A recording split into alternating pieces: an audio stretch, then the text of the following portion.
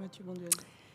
C'est l'heure d'LCI et vous, il est 11h13, bienvenue à vous si vous nous rejoignez. On va parler du malaise dans les prisons françaises. Jean-Jacques Urvoas est à Fresnes depuis ce matin. Il y avait une manifestation d'ailleurs de surveillants de prison. Le malaise est assez général du point de vue des surveillants pénitentiaires et sans doute aussi un petit peu du point de vue des détenus. On va en parler avec mes 4 invités sur ce plateau. David Besson, bonjour. Bonjour. Vous êtes secrétaire général adjoint de l'UFAP-UNSA. Joachim Pueyo, à vos côtés, bonjour. Bonjour. Député maire PS d'Alençon, vous êtes l'ancien directeur de Fleury-Mérogis. Autant dire que vous savez de quoi vous parlez. Vous avez publié notamment Des hommes et des murs aux éditions du Cherche Midi. Voilà pour votre dernier livre. Laurence Blisson, bonjour. Bonjour. Merci d'être venu nous voir. Vous êtes secrétaire général du syndicat de la magistrature et vous êtes juge d'application des peines.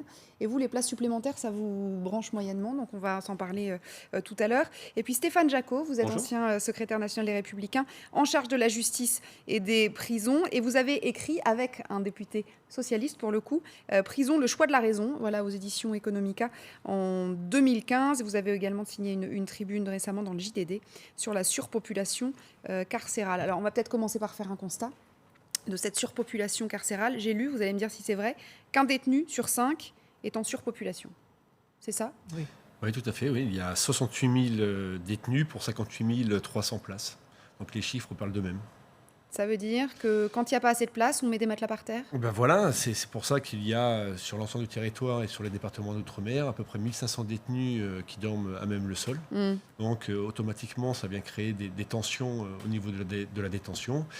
Et c'est toujours le surveillant qui est obligé de faire face à des conditions de travail déplorables. Alors, je vais vous donner la parole dans une seconde. Je veux juste qu'on aille à Fresnes, puisqu'on a Antoine Bourdarias qui nous attend là-bas, qui suit donc le déplacement du ministre depuis ce matin. Antoine, comment ça se passe au niveau donc, de cette surpopulation ? Vous disiez que le ministre avait fait quelques annonces. Oui, pour remettre dans le contexte, déjà, Bénédicte, l'objectif en termes de population carcérale, il est assez simple, c'est une cellule pour un détenu. Il est inscrit dans la loi depuis 140 ans maintenant, il n'a jamais été atteint et en France on en est encore très très loin. Écoutez plutôt ces chiffres, aujourd'hui en France il y a 69 375 détenus pour un total de 58 311 places. Pour remédier à ce problème, Jean-Jacques Urvoas, vous venez de le dire, vient de faire quelques propositions dans une conférence de presse qui se tient toujours derrière moi à la maison d'arrêt de Fresnes. Il a d'abord annoncé la création de 10 000 à 16 000 cellules dans les prochaines années, sans donner de détails plus précis sur les délais. Il prône également une meilleure réinsertion, notamment en favorisant les aménagements de peine, et il veut également supprimer tous les quartiers qui existent dans nos prisons pour créer un quartier unique de préparation à la sortie. Mais pour les associations de défense des droits de l'homme, pour le syndicat de la magistrature, mais aussi pour Adeline Hazan, la contrôleuse des prisons, la solution ne réside pas dans la création de plus de places de prison. À leurs yeux, il faudrait plutôt incarcérer moins de personnes. Ils partent d'un constat assez simple, plus on crée de places, plus on les remplit. Merci beaucoup Antoine Bourdarias. Alors, il y a beaucoup de choses dans toutes ces informations, on va peut-être les détailler les unes après les autres. Déjà pour commencer, Joachim Pueyo, vous vouliez réagir sur, quand on parlait des matelas par terre, 1200, Oui, 1500 matelas par terre. 1600 matelas actuellement, donc 600 c'est matelas, ouais. inacceptable. Je pense que la surpopulation pénale, c'est le mal endémique des prisons depuis de nombreuses années. La loi de 75, on l'a rappelé, on avait prévu pour le 15 juin 2003 l'encellulement individuel pour tous les détenus. On a reporté ça en 2009. La loi pénitentiaire fait un moratoire jusqu'en 2014. Le garde des Sceaux de l'époque a bien fait le constat en disant que ce n'est pas possible. Donc on reporte ça en 2019. Donc il est grand temps de mettre en place un grand programme immobilier parce qu'actuellement, nous n'avons que 26 000 détenus qui sont seuls en cellule sur les 68. 26 000 détenus. Alors que c'est la règle. Alors c'est la règle. Puis moi, je ne suis pas d'accord lorsqu'on dit on va créer des nouvelles places et puis on va augmenter le nombre de la population pénale. Moi, je pense qu'il faut donner à la justice les moyens qu'on puisse exécuter les décisions, parce que ce sont les magistrats, ce sont les tribunaux qui prennent des décisions. Or, je crois que dans une société de droit, on doit avoir les moyens pour que les décisions de justice soient appliquées. Et puis, on connaît les conséquences de la surpopulation pénale. C'est effectivement les conditions de travail des personnels qui sont absolument difficiles, Les conditions de détention des détenus également, qui est compliqué parce que vous avez les menaces, le caïda, le racket qui se développe, et puis les surveillants, eh bien, ils ont des difficultés à donner un sens à leur métier. Voilà, c'est vraiment un mal endémique et moi j'apprécie le fait que le garde des Sceaux prenne ça à bras le corps et annonce une programmation d'au minimum. Il faudrait 14 000 places supplémentaires. Lui dit entre 10 et 16 000. Laurence Blisson, pourquoi vous êtes contre ? Alors d'abord, pour dire que la surpopulation pénale, c'est effectivement le constat sur lequel on est d'accord. Et c'est un problème collectif, c'est un problème pour les détenus, pour leur dignité, c'est un problème pour les personnels, parce qu'ils en subissent les conséquences immédiatement, c'est un problème pour la société, parce qu'on n'agit pas pour la réinsertion dans un tel contexte. Ce qu'on constate par contre, c'est que systématiquement, lorsqu'on construit des places de prison, et il y a eu des programmes extrêmement importants sur les 20 dernières années, elles sont remplies. Et la situation de surpopulation carcérale que l'on connaît aujourd'hui... Vous dites c'est qu'elles sont remplies, mais ça ne veut pas dire que les cellules deviennent des cellules individuelles. Non, au contraire. C'est le but. Ce que je veux dire, c'est que la construction ne résout pas le problème. Ce qu'il faut, c'est repenser la prison, repenser qui va en prison, pourquoi. Pour donner un chiffre assez clair, il y a plus de 20 000 personnes qui sont en prison pour des peines de moins d'1 an. Ça veut dire que l'image que l'on se fait de qui sont les détenus, de pourquoi est-ce qu'ils sont là, elle est en décalage avec la réalité. Et que ce que l'on peut faire, c'est mettre en avant les alternatives, essayer de les promouvoir. Et malheureusement, aujourd'hui, les aménagements de peine qui protègent la société, qui luttent contre la récidive, sont en chute. La réforme pénale qui a été votée à l'initiative de Christiane Taubira, malheureusement, elle n'a pas produit les effets qui étaient souhaités parce que, par exemple, la libération sous contrainte est très peu utilisée, alors que ce sont des mécanismes qui servent à la protection de la société. Et qui sont effectivement, pour le coup, sur le taux de récidive, qui sont assez efficaces. Absolument, qui sont très efficaces sur le taux de récidive, à l'inverse d'une sortie sèche.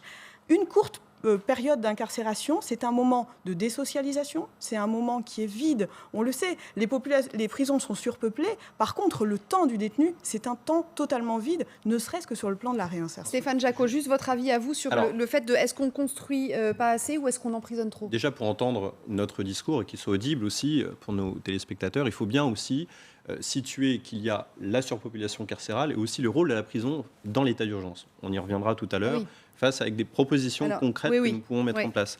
Mais oui, bien sûr, je suis pour ces 10 000 places de prison supplémentaires, mais par ailleurs, et d'ailleurs c'est ce que je tiens à préciser, il manque dans les déclarations du ministre une proposition phare, c'est-à-dire un système de régulation autour de l'évaluation. Je crois qu'aujourd'hui, on n'évalue pas assez. Nous avons Joachim Puello, qui est un ancien directeur de prison. Moi, je propose par exemple une mesure qui serait quand même assez simple. En entrant en prison, un détenu est reçu par le directeur de prison. Combien de directeurs de prison disent que certains d'entre eux n'ont pas leur place ? Certains détenus posent même des jours de congé pour exécuter leur peine. Ces gens n'ont pas leur place en prison. Ils devraient plutôt effectivement exécuter une peine autrement. Il y a une culture à changer. Cette culture à changer, c'est qu'il y a effectivement la culture de la peine visible, c'est-à-dire la peine de prison, celle qui est visible par les citoyens. Et il y a aussi d'autres peines qui peuvent être exécutées, notamment le travail d'intérêt général. Alors ça, on en reparlera peut-être en deuxième partie pour essayer de voir quelles solutions, parce qu'on a notamment des sujets dans les pays nordiques. Moi, je voulais juste savoir, les surveillants de prison, de quoi ils souffrent le plus ? Parce qu'on a regardé les chiffres. Le taux de suicide chez les hommes surveillants de prison est 20% supérieur à celui de la moyenne nationale, des hommes de la moyenne nationale. Qu'est-ce qui vous fait souffrir le plus ? Déjà, c'est les conditions de travail. Alors, je voudrais juste apporter deux petites précisions, parce qu'effectivement, il y a une surpopulation pénale qui est endiguée au niveau de nos établissements, mais c'est surtout en maison d'arrêt. Alors que dans nos établissements pour peine, chiffre d'appui, non pas syndical, mais de l'administration, il y a 2500 places en établissement pour peine qui sont libres. Donc, c'est pour ça que l'UFAP et sa justice revendique de revoir, et Jean-Jacques Urvoas nous a fait état hier soir, il était temps, de revoir la procédure d'orientation. Ensuite, juste pour répondre, par rapport à la contrainte pénale, il faut quand même rappeler juste pour que nos téléspectateurs comprennent bien, la procédure d'orientation, c'est qui on met où La procédure d'orientation, c'est un détenu qui est incarcéré pour une peine Et à partir de là, avec les travailleurs sociaux, l'administration met en place une procédure d'orientation. Celle-ci est très compliquée et très difficile à accomplir. Et le fait de venir réformer la procédure d'orientation, ça permettrait de combler les 2500 places que nous avons dans les établissements pour peine. C'est pour ça que l'UFAP UNSA Justice revendique un programme immobilier sans précédent, si vous voulez, un programme immobilier pensé autour de la peine, d'accord, et de la prise en charge des détenus. Par conséquent, il faut doter cette administration pénitentiaire avec des moyens adaptés et des établissements spécialisés. Et pour répondre à votre question, il y a un manque crucial d'effectifs de tout corps et grade confondus. Lorsque vous avez un agent qui doit gérer 120 à 150 détenus, comme certains établissements sur le territoire, on travaille dans des conditions toujours dans l'urgence et difficiles. Joachim Pueyo, c'est quoi le ratio? Je ne sais pas si vous avez les chiffres exacts, mais pour avoir une idée, par rapport aux pays où ça marche bien, combien de prisonniers par surveillant en France, à peu près? Là, je ne peux pas vous donner le chiffre, mais compte tenu de la surpopulation, il n'y a pas assez de surveillants par rapport au nombre de détenus. Parce que lorsque vous avez, par exemple, une aile où vous avez 100 cellules, ce qui veut dire qu'on devrait avoir 100 détenus, et en fait, il y en a 200 ou 300, un surveillant, et que vous mettez 3 détenus et vous mettez quand même un seul surveillant. Donc on voit très bien que le ratio en France par rapport à la surpopulation pénale est moindre que par exemple les pays nordiques. C'est un exemple que je pourrais donner. Mais je voudrais dire également que dans le code de procédure pénale, on a tous les éléments pour faire les aménagements de peine. Nous avons la contrainte pénale qui n'est pas tellement appliquée. Donc moi, je ne peux pas, si vous voulez, opposer le fait qu'il faut absolument faire un programme immobilier et dire ça va empêcher l'aménagement des peines. Il faut travailler les deux dossiers. En fait, ce sont les deux chantiers en même temps. Je veux dire une chose, le rôle du surveillant, c'est de prendre en charge le détenu, c'est de le connaître, c'est de l'observer. Si effectivement le détenu est seul en cellule, ce sera beaucoup plus facile pour lui que s'il y a 3 détenus dans une cellule. Donc déjà, le problème est déjà difficile avec cette population. Donc ce mal endémique, il faut absolument en sortir. Il faut l'attaquer sur les autres fronts, en fait. Il faut faire un programme immobilier important, ce qui n'empêche pas que nous avons des places de libre en semi-liberté, mais c'est l'autorité judiciaire qui prend la décision. Nous pouvons placer des détenus qui sont en voie de réinsertion dans les chantiers extérieurs, c'est l'autorité judiciaire. Alors, je vais vous laisser répondre parce qu'il nous reste plus de 1 minute avant les titres. Moi, je pense que le rôle de l'administration pénitentiaire, c'est d'appliquer les décisions de l'autorité judiciaire et d'avoir les moyens pour les appliquer. Il reste juste une petite minute pour vous laisser. Qui va être mis dans la construction de places de prison, dont on sait que mécaniquement elles vont être remplies et que la surpopulation va se maintenir, pourrait au contraire être utilisé pour construire des quartiers de semi-liberté, pour financer des lieux de placement extérieur qui sont des lieux qui aident à la réinsertion, qui permettent de lutter contre la récidive et qui permettent d'éviter les sorties sèches. Permettrait notamment d'avoir du budget pour que tout ce qui relève des peines de suivi en milieu ouvert qui ont été évoquées et qui sont encore marginales, qui ne sont pas assez prononcées peut-être pour le coup, puissent être favorisées, alors même qu'on sait, il y a des études qui ont été faites, scientifiques, elles démontrent, 5 ans après avoir bénéficié d'un aménagement de peine ou d'une peine en milieu ouvert, le risque de récidive est bien moindre que pour une personne qui sort de prison. Qu'est-ce que l'on veut ? On veut une société dans laquelle on vit en sécurité. On veut une société dans laquelle une personne peut se réinsérer, dans laquelle elle ne perd pas son logement, elle ne perd pas son emploi pour une peine d'emprisonnement qui est très limitée. Je l'ai dit, il y a près de 10 000 personnes qui sont incarcérées pour une peine de moins de 6 mois. Il y a de l'argent public à mieux dépenser pour la réinsertion, pour la dignité des personnes et pour le bien-être des personnels de surveillance qui, effectivement, pâtissent énormément de cette situation. Alors, je suis désolée, on va se reparler après le rappel des titres, puisque là, c'est l'heure de l'essentiel de l'info, mais on va se reparler, tout ça, c'est très intéressant. On va parler évidemment de ces détenus qui se radicalisent et la donne a changé pour vous, notamment surveillants pénitentiaires. Et puis, on va se parler peut-être des solutions qui pourraient éventuellement exister, même à l'étranger. On se retrouve tout de suite.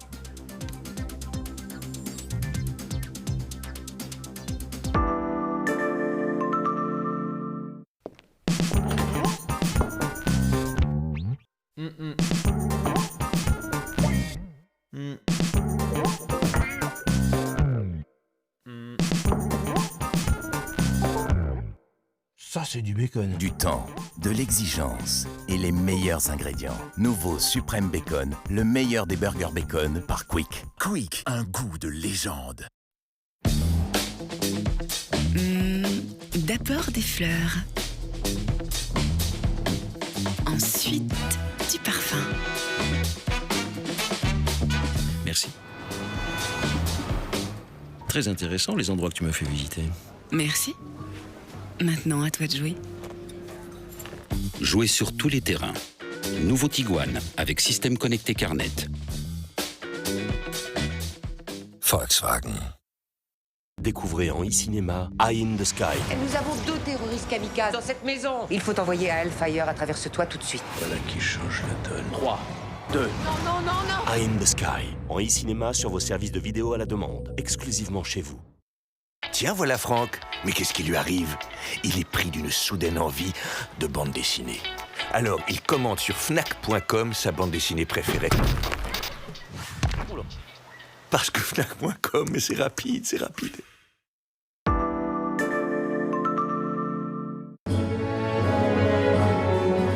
LCI, partenaire de l'exposition Un président chez le roi, De Gaulle à Trianon, au château de Versailles. À l'occasion du cinquantenaire de la restauration du Grand Trianon, revivez ce chantier colossal décidé par le général de Gaulle en 1963. À travers des photographies et des archives inédites, découvrez la transformation du Grand Trianon en résidence présidentielle, devenu un lieu majeur de la diplomatie française de la Ve République. Un président chez le roi, De Gaulle à Trianon, jusqu'au 9 novembre au château de Versailles, avec LCI. Les décisions politiques, le chômage, la croissance, la marche des entreprises, les marchés financiers, tous les jours, l'économie est à la une de l'actu. Pour vous, les meilleurs experts refont le match de la semaine. L'écho décrypté, analysé par les économistes vedettes, c'est sur LCI. Dans une seconde, on continue notre conversation sur l'état des prisons. D'abord, c'est l'essentiel de l'actu. Marie-Aline Mélini, puisqu'il est 11h30.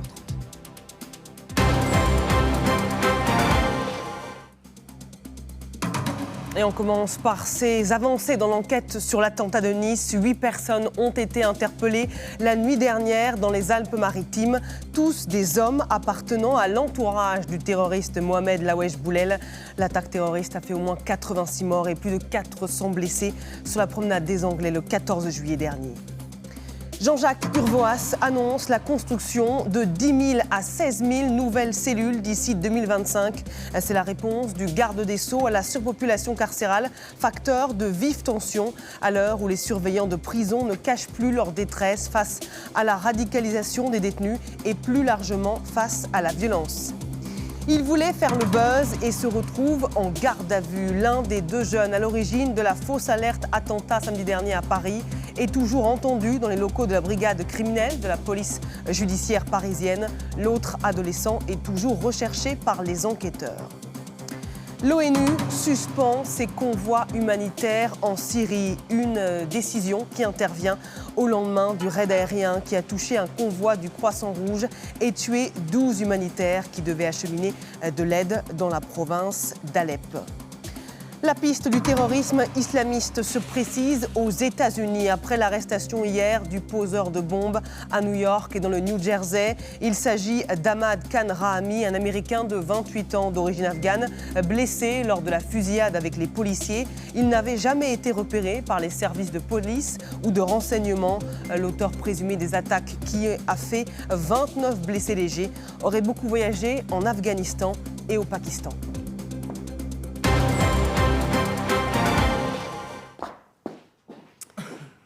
Allez, on va poursuivre notre discussion sur les prisons avec cette question. La population carcérale a-t-elle évolué? La réponse évidemment est oui. Les violences volontaires représentent désormais la catégorie majoritaire. Avant, on était emprisonné principalement pour des vols simples ou des vols aggravés. Ça, c'était dans les années 80. Aujourd'hui, on est emprisonné surtout pour des violences volontaires. Alors, on pense évidemment à la radicalisation. Pour preuve, le projet macabre d'Osny la semaine dernière, un attentat, je vous le rappelle, qui était prévu au sein même de l'établissement pénitentiaire. On revoit tout ça avec Lucas Ajdela, on en parle ensuite avec mes invités. C'est en faisant une inspection de routine que 2 surveillants de la prison d'Osny ont entendu 4 détenus évoquer une attaque. 4 individus en détention provisoire depuis leur retour de Syrie. Leur plan, utiliser les tiges d'aluminium autour des bouches d'aération pour fabriquer une arme et s'en prendre à un membre du personnel. Ils avaient prévu de passer à l'acte le week-end dernier. Un surveillant de la prison nous confirme qu'ils étaient extrêmement déterminés. Le but de ces détenus, c'était d'attraper les surveillants et de les égorger sur un cours de promenade. C'était le but. c'était de tuer un agent de l'État. Les cellules sont finalement fouillées et 2 tiges en aluminium sont retrouvées. Les 4 détenus étaient incarcérés dans la même unité spécialisée que le prisonnier qui a agressé 2 surveillants il y a 15 jours. Ils ont depuis été transférés. Autre illustration du climat d'insécurité que dénonce le personnel de la prison. Un surveillant a récemment dû déménager sous escorte policière après avoir été menacé à proximité de son domicile. C'est évidemment un constat qu'on fait depuis plusieurs années maintenant, Joachim Pueyo, c'est que la population carcérale, elle évolue, et notamment ces radicalisés, ils sont de plus en plus nombreux. Elle évolue. En 1980, 38 000 détenus, en 2016, 68. Non, mais sur le profil. Elle a évolué, et le profil, bien sûr, il a également évolué. Et puis, on a effectivement ces détenus qui viennent de Syrie ou d'Irak ou qui sont effectivement impliqués dans des affaires de terrorisme. Et donc, je crois qu'il faut absolument que la prise en charge soit diversifiée et ne soit pas unique. Elle ne doit pas être homogène, elle doit être hétérogène en fonction des risques. Et donc, par rapport aux unités, puisqu'on je crois on va en parler, moi je suis partisan des unités, de ces unités, sous réserve qu'elles soient étanches par rapport à la population pénale et qu'elles ne soient pas forcément toutes en région parisienne. Vous voulez dire les unités qui rassemblent tous ces profils Absolument. radicalisés, hein, dont donc actuellement, on a à peu près 1400 détenus dits radicalisés, 325 qui sont impliqués suite à des décisions judiciaires et à peine 100 qui sont dans les unités. Donc voilà les chiffres. Maintenant, je crois que c'est une expérimentation qui a été faite à partir de Fresnes, Osny, Lille en particulier. Je crois qu'il faut évaluer cette évaluation et je crois qu'il faut en tirer les conséquences. Et je crois que la première mesure, c'est de sécuriser ces unités de façon à ce qu'elles soient étanches et de façon à ce que ces détenus n'aient pas un contact avec le reste de la population pénale. Et là, je crois que c'est difficile actuellement. Par contre, moi, je suis contre un seul établissement qui pourrait accueillir tous les détenus qui sont impliqués dans le terrorisme. Jean-Jacques Urvoas l'a mise aux oubliettes. A priori, à l'instant, là, cette proposition, la piste de prison réservée aux seuls radicalisés, elle n'est pas viable. Donc déjà, soyez rassurés là-dessus. A priori, ça n'existera pas. Stéphane Jacot, pour réagir là-dessus, sur le profil des... Moi, je suis un peu étonné, pour revenir au personnel pénitentiaire, de la pauvreté des propositions du ministre de la Justice là-dessus. Vous le savez, je suis dans l'équipe de campagne d'Alain Juppé. Nous faisons la proposition qu'il soit une police pénitentiaire. C'est-à-dire que concrètement, ils aient des pouvoirs de police qu'ils n'ont pas aujourd'hui. Avec des pouvoirs de police judiciaire notamment, avec aussi un pouvoir de renseignement, c'est-à-dire que nous avons auditionné avec Alain Juppé les organisations syndicales. Nous avons relevé d'ailleurs une des propositions de l'UFAP qui est de faire un office central du renseignement, c'est-à-dire vraiment faire du renseignement sur le terrain et que l'administration pénitentiaire introduise la communauté du renseignement. On parle à l'instant d'un établissement spécialisé.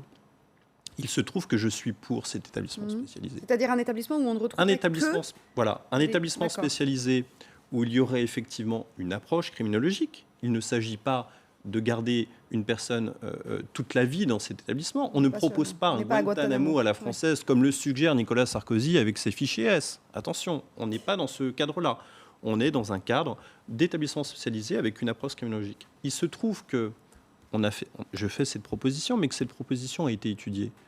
Il y a aujourd'hui 450 places opérationnelles à Fleury-Mérogis. Il y a 450 places vides à Fleury-Mérogis.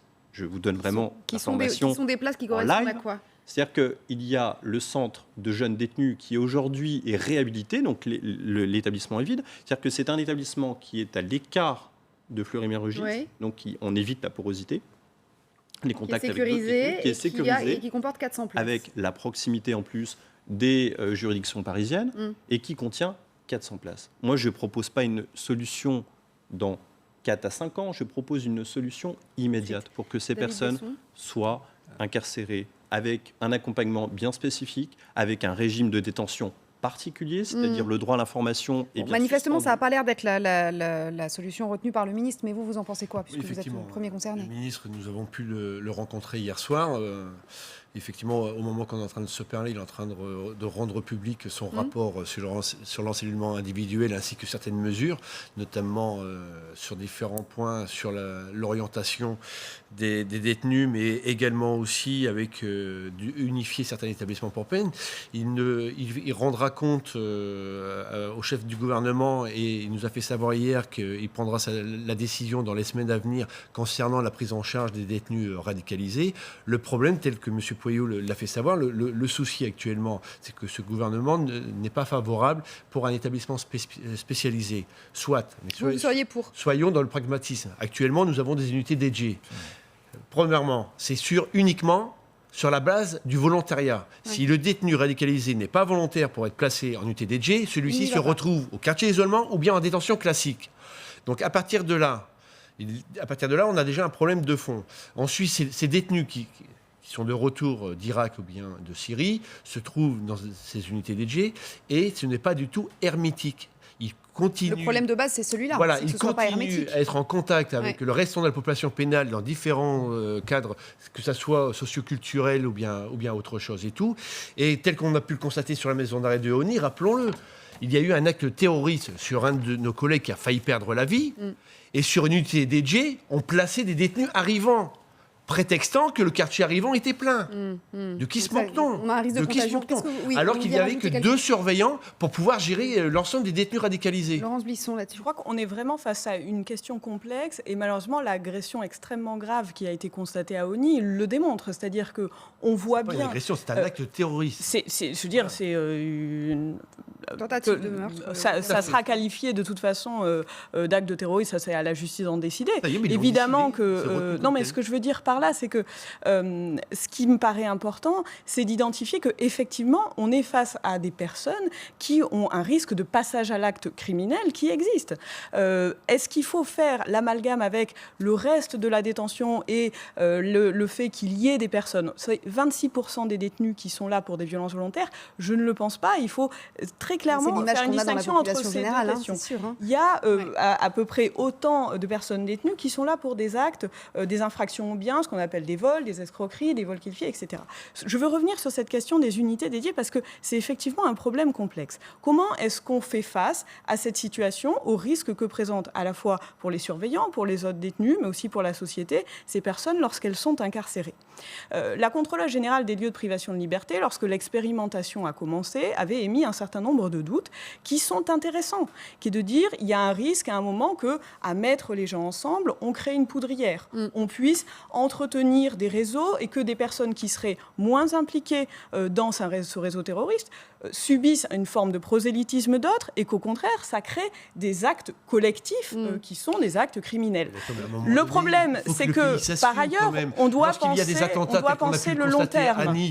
Si on est sur une logique, par exemple, d'unités dédiées qui sont absolument hermétiques. Il faudrait qu'on avance un peu parce que je voudrais voir ça veut dire aussi que derrière, comment est-ce qu'on envisage ce qu'on appelle la déradicalisation?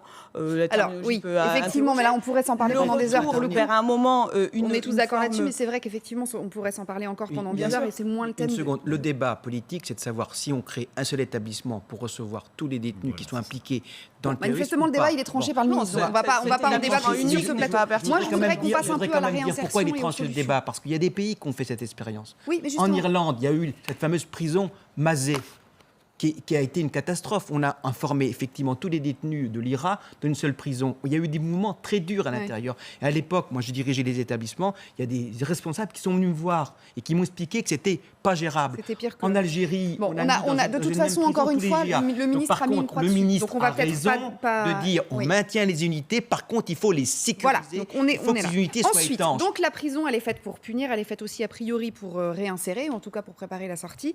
De ce point de vue-là, la mission est a priori assez loin d'être gagnée, et ce n'est pas forcément les 10 000 places supplémentaires qui vont changer tout ça. Alors il y en a un, vous allez me dire ce que vous en pensez, mais qui fait beaucoup pour rendre l'incarcération moins douloureuse et puis peut-être un peu aussi pour aider à la réinsertion. C'est Pierre Botton, ancien homme politique, qui a lui aussi fait de la prison ce qu'il a énormément marqué. Ses conditions de détention, notamment, l'avaient profondément marqué. Il multiplie donc les projets dans les établissements pénitentiaires, et il y en a eu un d'ailleurs, notamment à Fresnes. Laure Debreuil l'avait rencontré à l'époque. Fresnes, quartier des hommes, 2400 détenus. Au milieu de l'une des divisions, un terrain de sport flambant neuf. Pierre Botton a réussi son pari, transformer cette zone sans âme grâce au mécénat d'une dizaine de grandes entreprises. Vous savez que je suis un ancien détenu, que moi je reconnais que je méritais d'aller en prison. Et quand vous êtes en prison, vous avez toujours le sentiment de vouloir peut-être aller contre ces gens qui vous enferment. Et là, aujourd'hui, non seulement ils sont rémunérés, non seulement ils vont indemniser leurs victimes, mais en plus, ils entretiennent les biens de l'État. Projet destiné à améliorer les activités sportives et aussi à impliquer les détenus qui vont réaliser ces fresques autour du terrain. Des détenus encadrés par des professionnels et volontaires pour ce travail. Ça me rend utile, ça me sert à faire quelque chose de mes 10 doigts. je participe à la rénovation d'un terrain. C'est pas tous les jours qu'on nous donne la possibilité de faire ça. En plus, on est rémunéré. S'il s'agissait juste de sortir de la cellule pour être à l'extérieur, on n'avancerait pas aussi vite qu'on est en train d'avancer en ce moment. Une réalisation utile et symbolique. Dans cette prison construite à la fin du 19e siècle, le budget rénovation sert surtout à maintenir en état des bâtiments surpeuplés. C'est la première fois que nous avons une réalisation patrimoniale aussi importante avec un mécénat qui permet à l'administration de ne pas mobiliser de fonds. C'est donc, à mon sens, une excellente chose. Le nouveau plateau sportif pourra accueillir jusqu'à 80 détenus à la fois, au milieu des oliviers, une première. Stéphane Jacot, on parlait de surpopulation et d'établissements gigantesques. On est sur un modèle de 800 000 places par établissement. Est-ce que la solution, ça ne serait pas d'avoir des établissements plus petits ? Oui, bien sûr. Des établissements. Alors, on est allé, et ça effectivement, des gardes des Sceaux successifs sont attaqués justement à trouver aussi des établissements. Il y a là deux difficultés. Les élus locaux qui ne sont pas forcément favorables à avoir un établissement dans leur centre-ville et d'avoir de la place pour notamment avoir un terrain de sport et autres. Donc effectivement, là, c'est une difficulté. Je vais revenir quelques instants sur les propositions de Pierre Botton, qui méritent réflexion. Je crois effectivement qu'il faut axer l'incarcération sur l'occupation, puisque l'oisiveté est la mère des vices, comme on le sait, et le fait de ne pas avoir d'occupation dans sa cellule, c'est quasiment du 22 heures sur 24 en cellule. Donc effectivement, de développer l'activité en prison paraît vraiment... On les entend, je me sens utile, je fais quelque chose. Voilà, c'est ça.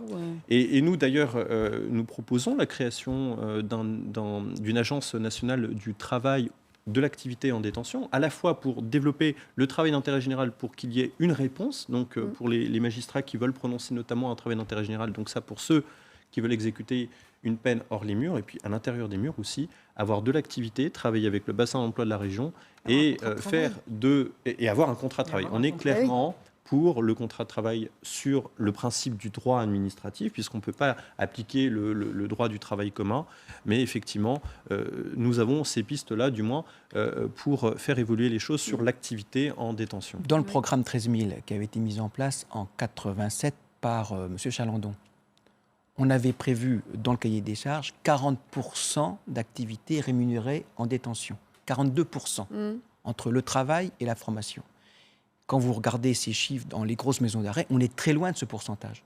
Donc on sait très bien que si on veut effectivement que la prison ait un sens, il faut certes sécuriser la prison, d'où l'encellulement, c'est indispensable, mais parallèlement, il faut renforcer bien évidemment les activités dites de réinsertion à travers le travail, à travers la formation, à travers des activités culturelles et sportives. Mais les surveillants sont absolument d'accord. Mais il faut leur donner des moyens de pouvoir gérer la population pénale, parce qu'actuellement, on a l'impression que les surveillants gèrent uniquement le flux. Il faut avoir les moyens de nos ambitions. L'aller-retour pour aller aux promenades, l'aller-retour pour aller au travail quand il y en a, ou pour aller aux douches quand les cellules ne sont pas équipées de douches. Donc la gestion des flux, c'est très difficile actuellement. Donc le programme immobilier, oui. Et puis parallèlement, n'oublions pas que la peine doit servir. Parce qu'à un moment donné, le détenu sort dans la société, il va sortir. Donc on a intérêt à ce qu'il sorte dans des bonnes conditions plutôt que dans de mauvaises conditions. Alors là-dessus, Laurence Bisson, effectivement, c'est intéressant. Les aménagements de peine, moi je trouve qu'une sortie, ça se prépare. Accélérer la sortie. On peut ou aménager la sortie. La semi-liberté,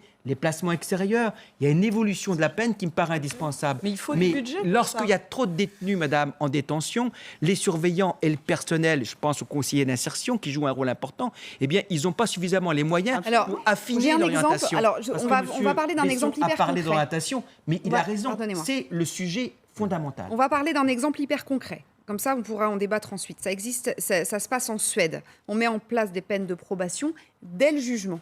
On va voir comment ça fonctionne. Laure de Breuil y est allée en reportage. On en reparle juste après. Alan a 22 ans et un lourd passé de toxicomane. Après une première condamnation, il a rechuté.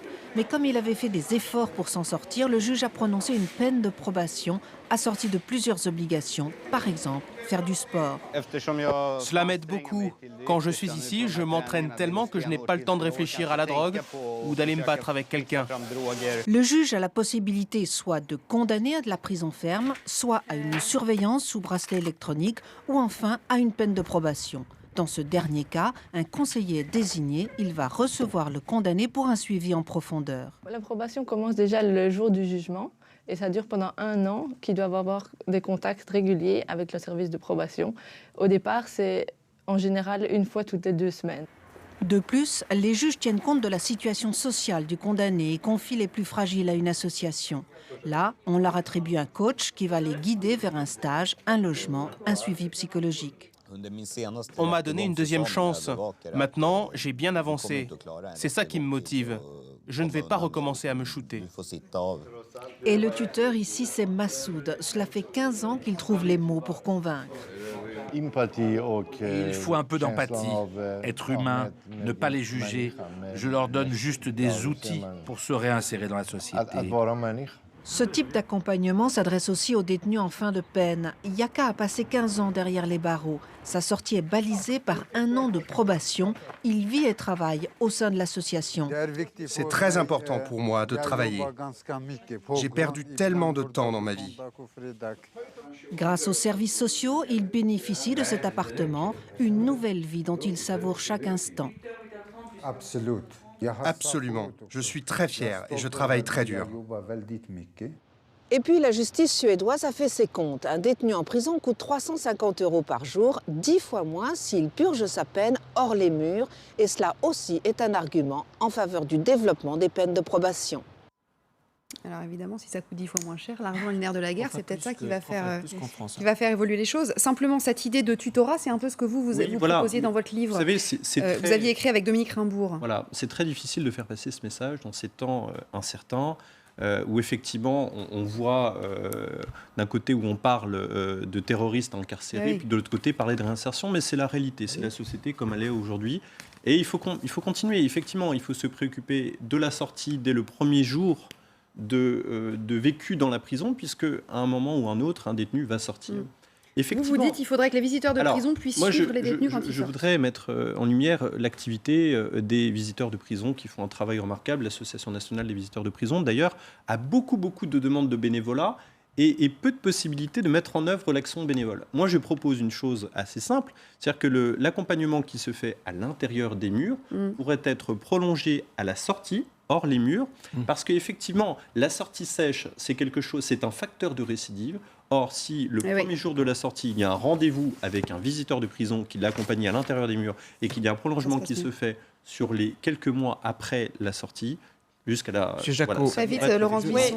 La lutte contre la surpopulation carcérale, elle passe effectivement par le fait de penser des peines alternatives en amont, mais aussi penser la sortie en aval, c'est-à-dire envisager des aménagements de peine, des sorties de manière plus systématique. Le problème, c'est que ça nécessite un maillage social. Le quotidien d'un juge d'application des peines en région parisienne, c'est de chercher un lieu de placement extérieur, d'appeler les CHRS, de voir, en lien avec le SPIP, évidemment, c'est un travail qui est fait avec les services pénitentiaires d'insertion et de probation, et de se retrouver face à des portes fermées, parce qu'il n'y a pas assez de place, parce qu'il n'y a pas assez de financement, parce que dans un centre de semi-liberté, il faut attendre un mois et demi pour qu'on puisse avoir une place en région parisienne. Mais pourquoi on n'y arrive pas ? Et concrètement, derrière, ça veut dire un détenu qui a un projet d'emploi, qui a été vérifié, qui lui permettrait de sortir dans un cadre qui est cadrant, qui lui permettrait de retrouver un emploi et d'être pas du tout dans cette sortie sèche, eh bien, c'est rendu extrêmement difficile parce que les moyens ne sont pas mis dans ce maillage social. Dans le code de procédure pénale, on a tous ces moyens. Est-ce que vous connaissez le nombre de condamnés qui sont suivis par les services de probation ? En milieu ouvert, 172, 178 000. Bon. Ce qui veut dire qu'on a effectivement des peines, entre guillemets, de probation, ce sont des sursis avec mise à l'épreuve. Donc je crois qu'il faut absolument qu'on renforce également le nombre de conseillers d'insertion de probation, parce qu'ils jouent un rôle important. Vous savez, il y a eu une réforme importante où vous avez des conseillers d'insertion qui travaillent dans la prison ou à l'extérieur et qui doivent préparer effectivement la sortie des détenus. C'est compliqué parce qu'effectivement, trouver du travail actuellement, c'est actuellement pas facile, compte tenu du nombre de chômeurs que nous avons en France. C'est vrai que c'est pas simple, mais on a tous les éléments. Maintenant, je pense que la priorité, c'est quand même le nombre de places de prison. Deuxième priorité, mieux préparer la sortie des détenus. comme vient de le dire M. Jacot. Et protéger les services pénitentiaires et notamment les surveillants. Sécuriser l'ensemble des prisons. Je dis bien sécuriser. Pas uniquement les prisons qui accueillent des radicalisés. Les unités. On a bien compris. Et on rappelle donc ce chiffre qu'on apprenait à la fin du sujet de Laure de Broglie tout à l'heure, 350 € par jour, c'est en Suède, 10 fois moins cher que si le prisonnier purge sa peine hors les murs. Donc puisque l'argent c'est le nerf de la guerre, peut-être que la solution est là. Merci infiniment en tout cas à tous les quatre d'être venus nous voir pour nous parler de tout cela. Je laisse la place à Marie-Aline Mélier et Philippe Ballard pour le 12-15.